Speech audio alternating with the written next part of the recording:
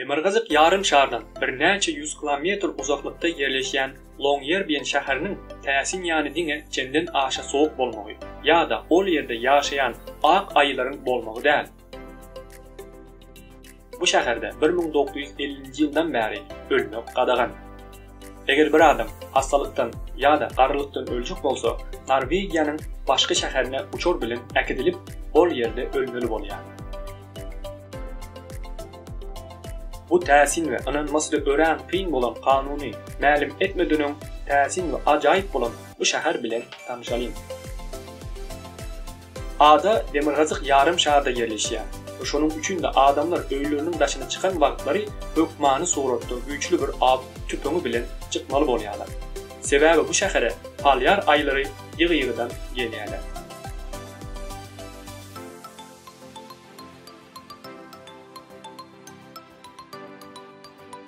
Şäher Demirgazykda yerleşýänligi üçin 4 ay boýunça ýeje bolýar we hiç gün doğmaýar.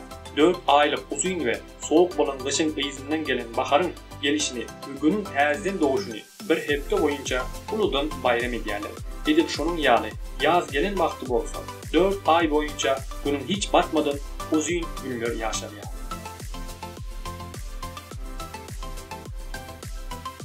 ...200.000 adamın yaşayan şäherinde başka bir gadagan bolan zat hiç pişiklerin bolmayanlığıdır ve adamlar öýlerinde pişik saklamak ol şäherin kanunlaryna göre gadagandır. Bunun sebäbi bolsa adada yaşayan ve sanları az bolan palyar kuşlaryny owramakdyr. Şeýle bu şäherde alkogol içkilerini içmekligiň belli bir möçberi bar. Şäherde alkogol içkilerini satın almak üçin bir kart gerekli ve alınyan her bir içki aylık bu kartlara yazılýar. Şäherde restoran, bank, üniversitet ýaly bütün binalara giren adamlar ayak kaplarını çıkarmalı bolýarlar. Bunun sebäbi bolsa, daşardaky garlaryň ol binalara girip binalaryň tapalanmagynyň öňüni almak üçindir.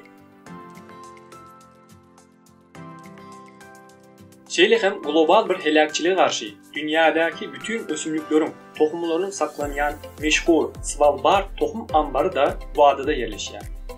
Adada gadagan bolan täsin zatlaryň biri de çağı dogurmak. Gyssaly bir ýagdaý bolmadykça adada çağı dogurmak ruhsat berilmeýär. Göbrüli aýallar 8 aylyk bolandan soň Norwegiýanyň başga şäherine gidilýär. Bu täsin kanun bu şähere başga ýerlerden gelen adamlar çağlaryny bu şäherde dünýäge getirip şäheriň raýatlygyna dalaşkar bolmagy üçin getirilipdir. Longyearbyen'de doğmak ýaly ölmek hem gadagan. Bu täsin we ajaýyp bolan kanunyň gelip çykmanyň sebäbi 1918-nji ýylda bolan we 50 milyon adamyň aradan çykmagyna sebäp bolan İspanyol gribidir. Longyearbyen adasynda İspanya gribinden ýogulan adamlar şäher owramçylygyna jaýlanýarlar. Ýöne mundan bir näçe ýyllar geçse de şäherde bir näçe adamda virus görülmäne dowam edipdir.